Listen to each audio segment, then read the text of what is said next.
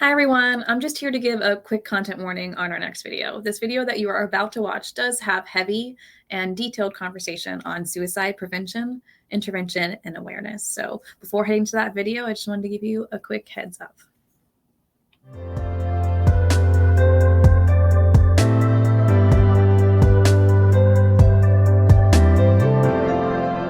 Hi everyone, and welcome to Talking Mental Health. I'm Allison, your host. Talking Mental Health is a segment from the Wellness Project where I interview mental health professionals on all things mental health and wellness. Today I'm here with Dr. Megan Sixby. Megan, do you mind introducing yourself? Absolutely. Thanks so much, Allison, for inviting me to be on the podcast. My name is Megan Sixby, and I work at the University of Florida. I worked at the University of Florida Student Counseling Center for about 16 years and recently moved over to the University of Florida's Police Department because I thought it would be important to start sending counselors with officers, which is kind of becoming a new national movement. So I've been there for a couple months, but my heart is in college student mental health. I got my roots started back when I was 20 as an undergrad student volunteering at our local crisis center and did that for about 10 years before finishing my degree and moving on and doing some other things, and just have really appreciated the pieces that college students have to bring to the table, the struggles that they have, and I'm just glad to be here to talk about it today. Yeah, thank you for being here. And also, I wanted to say this when we were talking in the beginning, but I just want to kind of name how important that new job is that you've been talking about. Just that connection there of having someone like you present in those circumstances. It's so great, and we'll probably talk more about that as we get going, but hospitalization, involuntary hospitalization for kind of suicidality or just kind of mental health concerns has been shown over and over and over to be unhelpful, or it can be helpful. I shouldn't say that it's not helpful, but oftentimes it's a really hard experience that some folks really report as being traumatic. And so having a counselor paired with an officer can maybe reduce how much that happens, or if it needs to happen, if somebody needs to go to the hospital, can make that experience a little less traumatic, hopefully. So it's a super neat piece. So yeah, thanks for mentioning that. Very thankful for you and that role you're playing. If you're ready, we'll go ahead and just get to the questions. Sure. So I'm curious, when we were kind of emailing back and forth, there's these words we talk about. Oh, I don't think I said the topic. We kind of touched on it, but we are talking about suicide today, suicide prevention, suicide intervention, all the things, awareness. So going into that, when you hear suicide, and I just said those words too, you hear this word prevention and intervention. And I'd like to talk a little bit about those and kind of what's the difference between them? Yeah, so when I think about mental health in general and suicide in particular, I really actually think of three areas. So prevention, intervention, and postvention. And so in my mind, the prevention piece is really that piece of you're struggling and I know you, or maybe I don't know you. What do I need to know? What do I need to look for? What do I need to listen for?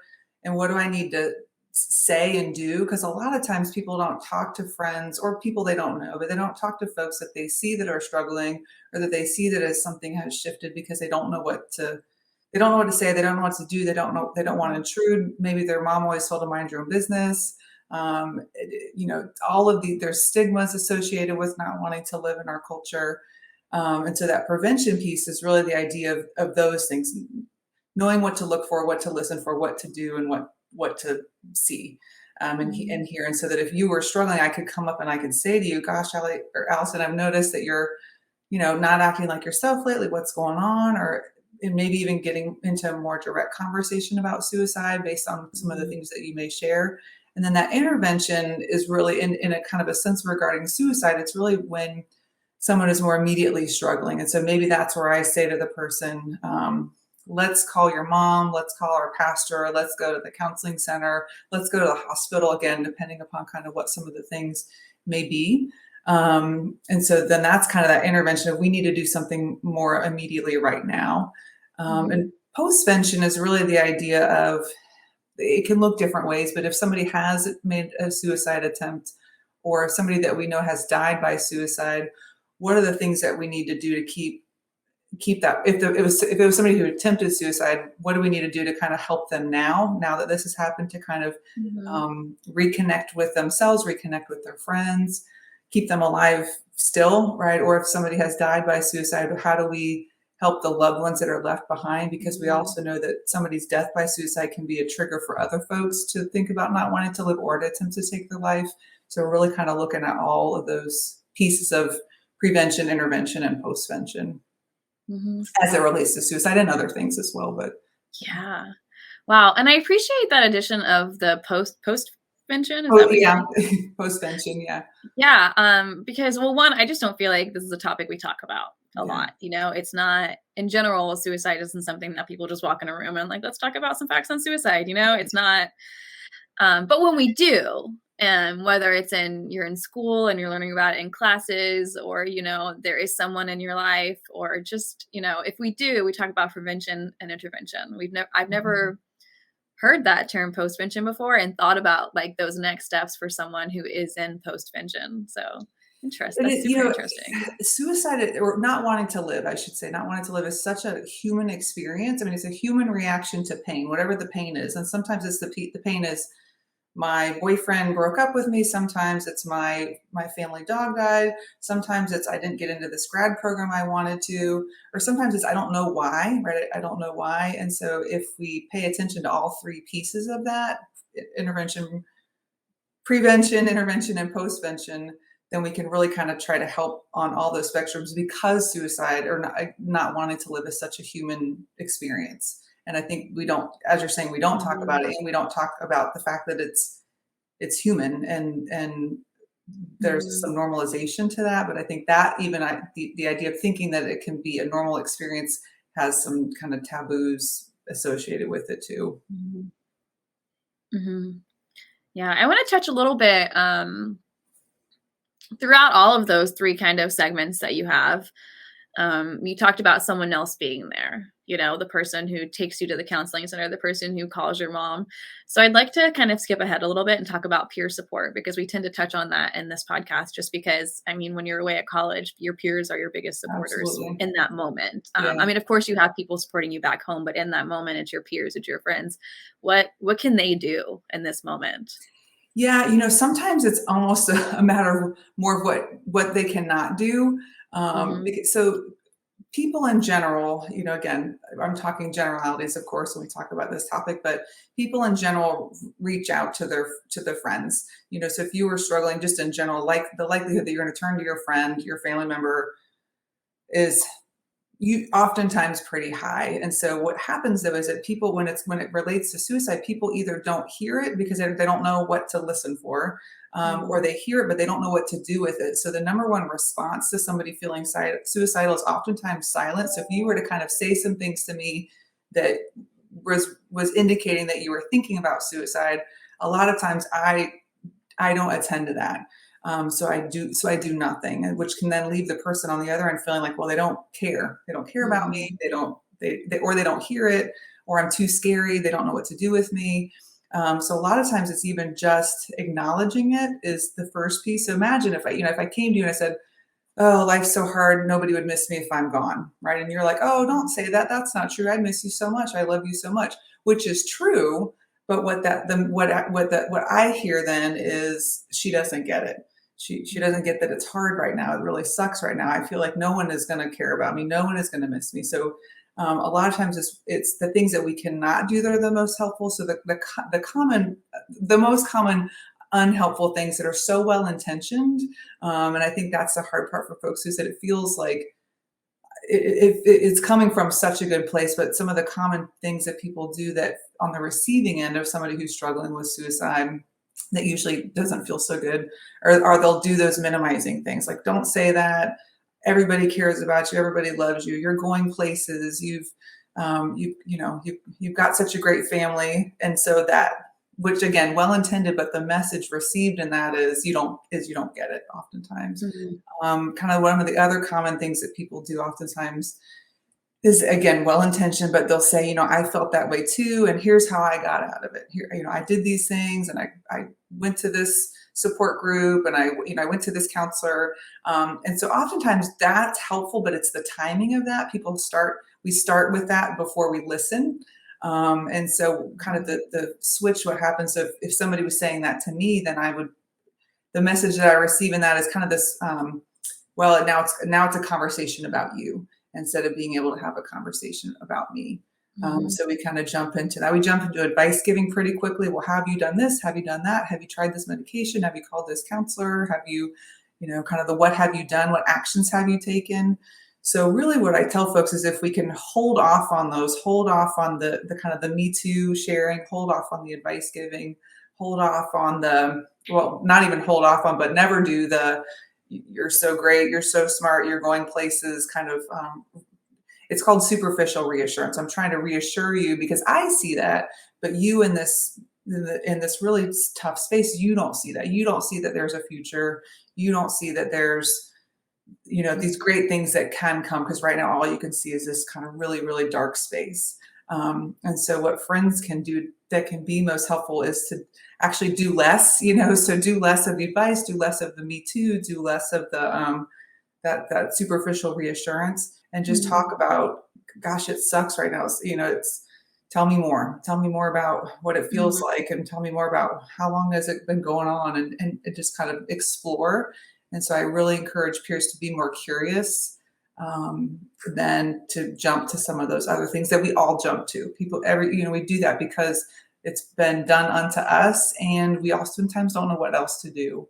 And so Mhm. just what the well-intentioned send an unintended message, that intent and impact Mhm. idea. So Yeah. Gosh. I'm just that's trying to probably a figure out lot. kind of what I want to touch on first because it was all so good. First, I appreciate that aspect of that you kind of put in there of this is what usually happens, but it shouldn't happen. Mhm. Like this is what usually happens, but when you say that to someone, this is how it's actually probably hurting them more because I think we all have those gut reactions Sure. when someone, Of is in that course. state. Yeah. And so I appreciate you naming them and talking about them and saying, and, but this is what you could do instead. And we've talked about this on other episodes, active listening, which sounds kind Mhm. of like where Mhm. you were going with that, sitting, Mhm. you know, listening to someone while they talk. Don't start thinking about what you're going to say to them next because you need Yeah. to be present and focused on what they're saying and just, you know, just sit quietly and let them tell you everything they need to tell you. And sometimes gosh, this sucks. Like sometimes Yeah. that's the most genuine thing that somebody can say in that moment, or I hate this for you, right? I Mhm. hate that you feel like you'll never feel like anyone will ever love you again. Mhm. And so which is that true, and I love you is also true, and maybe that's important to share later. Um, but that timing piece the active listening is funny because active listening sounds so easy and is so hard. It's Mhm. um, we don't learn we're not taught that we're in school we're taught how to read and write, but we're not taught how to listen. Mhm. Yeah. So, kind of taking the next step forward, what do you do when someone's in crisis? Where they've surpassed that stage of just needing to talk to someone. What do you do then? Yeah, so and that's I'll often talk with folks. So if you're listening, right, that piece of if I'll, so I'll say 90% of the time, and right, I'm sure there's an actual statistic, but 90% of the time, people who are thinking about taking their lives will either they'll show that to you, or they'll say that to you in a variety of ways. And so it can be indirect, like I said, like, what's the point? No one will miss me if I'm Mhm. gone. Um, or it could be as direct as I just want to kill myself, right? So it could be some of those things, or it could be some things like some behaviors that aren't usual of that person, or aren't Mhm. typical of that person. So maybe they're sleeping more, maybe they're sleeping less, maybe they're not calling you back, or maybe they're calling you all the time, right? So something that is a little bit different.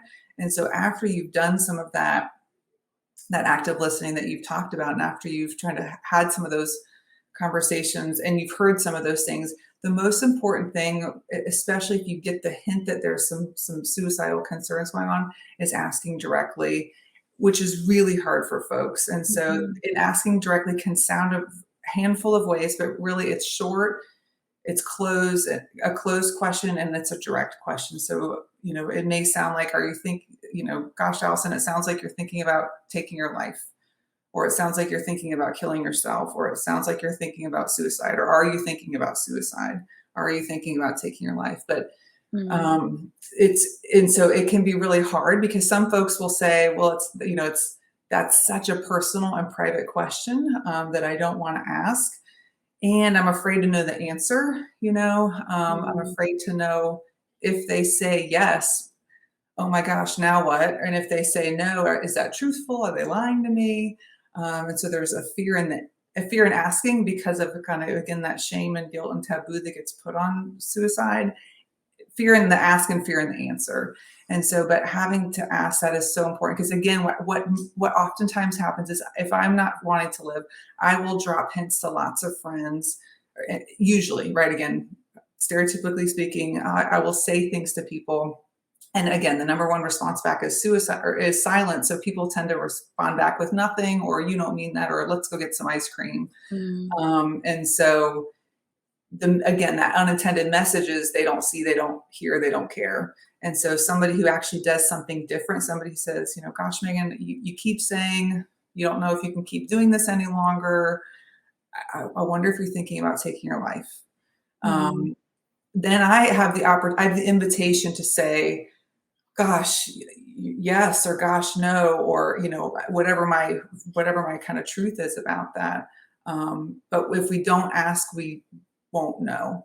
And so Mhm. the irony is that the asking actually takes the pressure off the person who's really struggling and allows that invitation for them to say more. Mhm. Um, Sometimes folks in that same vein will ask me, what about, are you thinking about hurting yourself? Because that feels easier, softer, less taboo maybe to ask. And I really actually discourage people from asking that question in that way. And the reason for that is there's so many interpretations of what does it mean to hurt yourself, right? So I may be thinking about self-injuring myself, cutting myself, for example, without an intention to die. And then it just makes it a little bit kind of more of a murky answer. So maybe I say, yes, I'm thinking about hurting myself, but I'm thinking about cutting myself, which is good to Mhm. know, but not what you're wanting or needing to know at that moment. Or, I've actually had somebody say, no, I'm not thinking of hurting myself because this isn't going to hurt at all. This is actually going to end the pain that I've been in for a long time. Mhm. So I think it just makes it hard. It makes us end up having to ask more questions, which then can feel like an interrogation. So kind of a long response to your question of we just have to ask directly. Um, Mhm. so and then in that when we ask directly, so if you were to ask me, gosh, Megan, you keep saying you can't keep doing this any longer. I'm wondering if you're thinking about taking your life, which is again short, closed, and direct. And I say, well, I don't know. I've thought a little bit about it. I think the next piece of that, a lot of times people will jump to, oh my gosh, what I need to do, who do I need to call, all of those pieces. And so, really, if we can slow that down, unless the person is sitting in front of you with a gun or they've just taken a bottle of pills, we could slow down. But we get so nervous, and as friends and people who care about our friend, that we rush, right? So we're like, oh, it feels really, really urgent. But if we can just slow down and say, gosh, thanks for sharing that with me, right? So if you imagine if I say yes, I'm thinking about killing myself. Yes, I affirm that the courage that it took to share that, the trust I have in you to share that, um, just saying, gosh, thanks for sharing that with me. Thanks for trusting me enough to tell me that. And then we can shift into who should we call? What should we do? Some of those pieces. Mhm. Yeah. And just going into that, what are those next steps like? What are resources available? What are some treatments? What happens Sure, when sure. someone's contemplating or has made an attempt? Sure. The spectrum, right? Of course, since I think Mhm. that that's where the it depends happens, which I'm sure has probably come up a lot of times too in your conversations with Mhm. folks regarding mental health. But if it seems like, if I were to say, yeah, I've thought a little bit about it, but I'd never take my life because it would just crush my mom, or yeah, I've thought a little bit about it, kind of or yeah, I've thought a little bit about it. And in fact, I just bought the medication and it's in my bathroom and I plan to take it tonight, right? So there's a whole spectrum of that. I think that would also change our response. But the most important thing that I encourage everyone, and specifically college students, is don't do it alone. Like if you're the friend, call another friend, call a parent, call a trusted other, um, And because a lot of times it's that piece of so what got me into kind of suicide and mental health beginning was when I was 15, my friend shot and killed herself. And it just rocked my world. My first experience with that, my grandpa had died, but he was old, and old people are supposed to die, right? But Mhm. 15-year-olds aren't supposed to shoot and kill themselves. And so it just got me like, oh my gosh, what did we miss? What did we do? And as our friend group talked, what we realized was that we each had a little piece. We each knew a little bit about what was going on with Sarah, our friend. And so, but my friend had said to me, well, don't tell anybody, right? Don't tell anybody because this is embarrassing. So I was being a good friend, and I thought, well, I'm not going to tell anybody because she asked me not to tell anybody. So for Mhm. me, that hindsight was gosh, I wish that I had told someone. And even just in that piece of not doing it alone can help figure out what are some of the other pieces of the pie that I need to be aware of. And can we put all these brains together? So maybe it's a parent, saying, you may say to me, gosh, Megan, thanks so much for trusting me with that. Let's call whoever makes sense. Right? Let's call your mom. Let's see what so and so has to say, and let's try Mhm. to kind of help put our heads together and figure this out. And the person may say to you, "No, no, don't tell anyone. Don't tell anyone."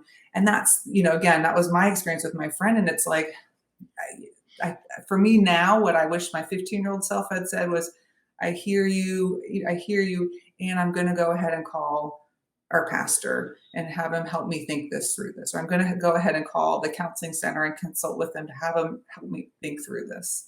Um, Mhm. so sometimes we ask, and sometimes we need to tell. Mhm. I'm going to do this, and so because I'm going to do this, I'm going to call somebody to help us think through what can we do to what can we do here. Then it's the who. Maybe that's where that person can say, "Well, don't call my mom, but you can call my dad," or "Don't call my mom, but you can Mhm. call my aunt," because that piece of not staying in it alone as the Mhm. friend who cares. Yeah. Well, first, I want to say I appreciate you sharing that piece of your story. Sure, sure. Because Yeah. I mean, that real life aspect, I appreciate you being vulnerable and sharing that with us for this podcast.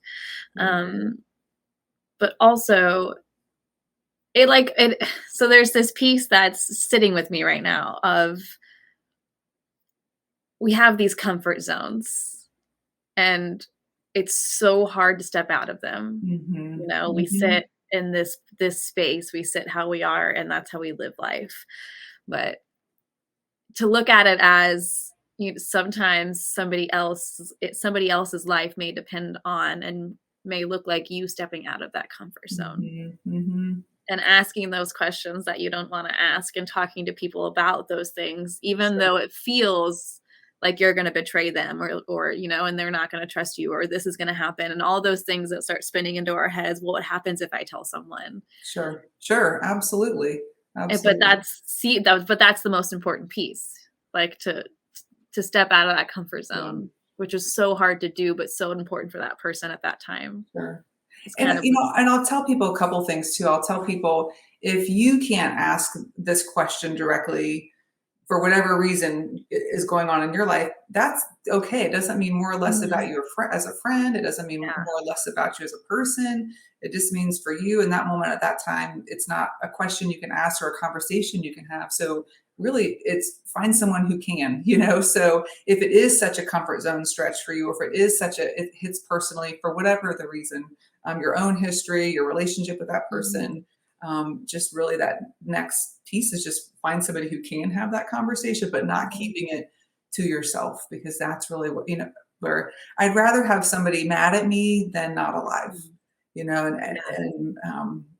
and Yeah. my hope is that they'll figure out how to not be mad at me anymore, and we can repair that friendship, but we couldn't repair it if they weren't alive. Mhm. So Yeah. I mean, that sentence just names it all. I'd rather have someone mad at me than not alive. yeah, any day, any day. Yeah. Yeah. And ultimately I'd rather them not be mad at me and be alive, but if I had to pick one, yeah. Yeah. And I think too, and this loosely probably ties to what you said, but I think sometimes for folks too, it's like I can't ask. It's hard for me to ask you because you're my best friend, or I can't ask you because I don't know you at all, and I don't. So I think also folks have so it's a short story of my best friend. We've been best friends since we were children. Fast forward to I had 3 kids in 3 years, and it was very hard. It was very challenging time. So my friend came over one day. She's a pharmacist, and she said, she comes to the door to bring me some food, and I'm just a mess, and I'm crying, and I just keep saying, I can't do this anymore. I can't do this anymore. I can't do this anymore. And she says to me, Megan, you keep saying you can't do this anymore. I'm wondering if you're thinking about killing yourself, right? Again, kind of that example I shared earlier. And I said, no, gosh, that's not what I mean at all. I mean, I can't keep doing this anymore with no sleep, no help, et cetera, et cetera. And later I asked her about her asking me that. And I said, was that hard for you or easy for you? And she said, oh my God, it was the hardest thing I've ever done. And I was like, really? Like we're best friends. We've known each other since birth. And she said, that's why, because I was afraid what you would say. I was afraid it would change our friendship. I was afraid it would change what you thought of me or what you thought that I thought of you.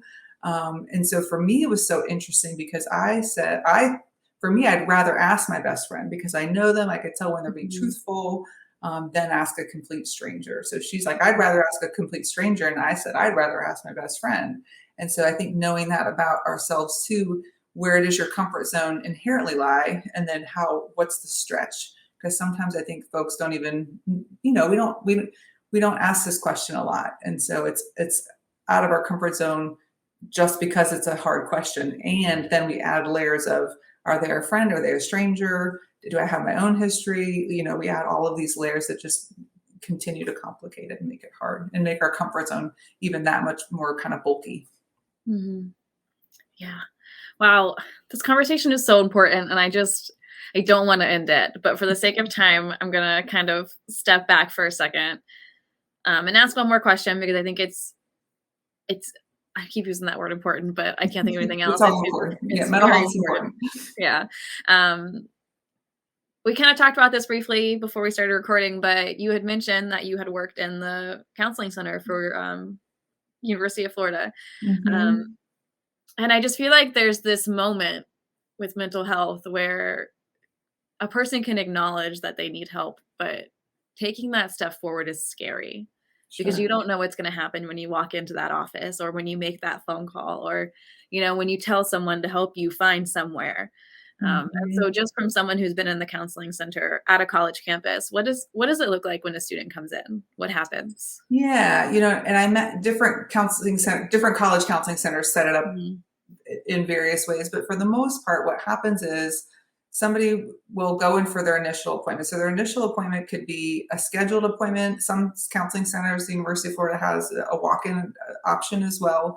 Some are doing it via phone these days or Zoom. So there's kind of different ways that it may look. But usually what happens is there's an initial appointment and it may not be with the person that the person gets connected to for the long run. But that initial appointment is really asking kind of some of those basic questions. Tell me a little bit about what's going on. Tell me a little bit about your history. And so sometimes it can feel more formulaic. So because they're trying to get a big picture in a short period of time to then figure out what would be the most helpful. Because maybe the most helpful thing would be not actually using a college counseling center service because they only have an ability to see folks for short term. And maybe this sounds like something that would be helpful to connect to somebody for a longer term counseling experience. So they're oftentimes asking a lot of questions and then trying to figure out what do we do from here.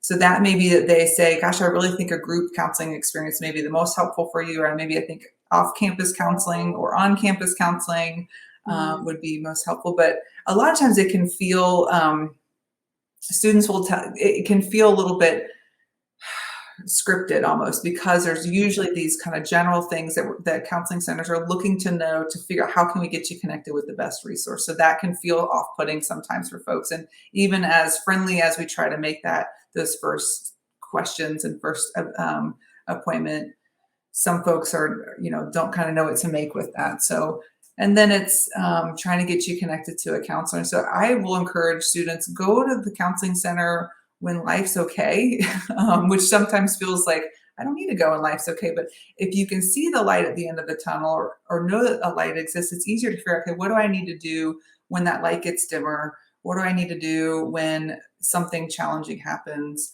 And so if you can go before, it's easier to have those things built up for yourself when times get tough.